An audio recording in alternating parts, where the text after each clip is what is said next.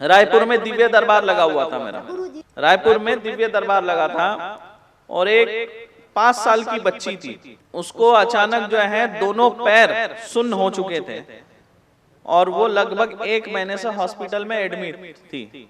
कितने? 1 महीने से एडमिट थी, दोनों पैर सुन्न हो चुके थे, लकवा जैसे, पैरालिसिस जैसा हो गया था, दोनों पैर काम नहीं कर रहे थे, 1 महीने से हॉस्पिटल में थी। रायपुर में मेरा दिव्य दरबार लगा, उनको कहीं से जानकारी मिली, तो वो बच्ची को डिस्चार्ज करके गोद में उठाकर दरबार में लाकर बैठे हुए थे। जैसे आप लोग बैठे वैसे ही वो लोग अपने बच्ची को लेकर बैठे हुए थे। जब तक उनका पर्चा लगा, नंबर आया, उससे पहले ही वो बच्ची अपने पैरों पे चलने लग गई थी। वो तो मेरे तक पहुंचे भी नहीं थे, उनका तो नंबर भी नहीं आया था, लेकिन बच्ची चलने लगी। तो ये शक्ति है यहाँ पर। तो यहाँ बैठने से भी कृपा होती है। तो यहाँ बैठे हो ना, तो तीनों माता रानी से आप कामना करिए, आपके जो दुख हैं, कष्ट हैं, वो दूर करने। लेकिन इस धाम में जब आप आ रहे हो ना, तो स्वार्थ से मत आओ। बोलते हैं ना, दुख में सुमिरन सब करे, सुख में करे ना कोई, वैसा किस्सा ना हो।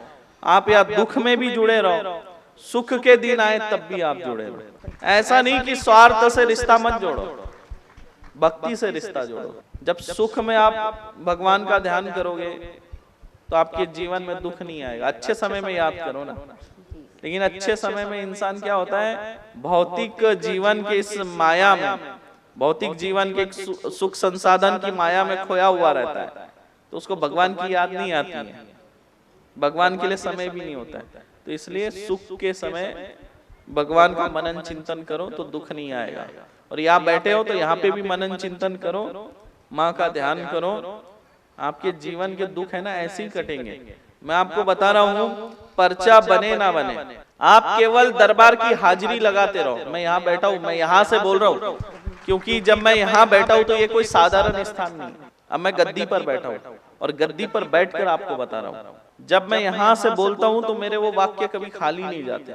पर्चा बने ना बने, अगर आप शिविर भी अटेंड करते रहे ना, आपको हर शिविर के बाद बदलाव महसूस होगा अपने जीवन में।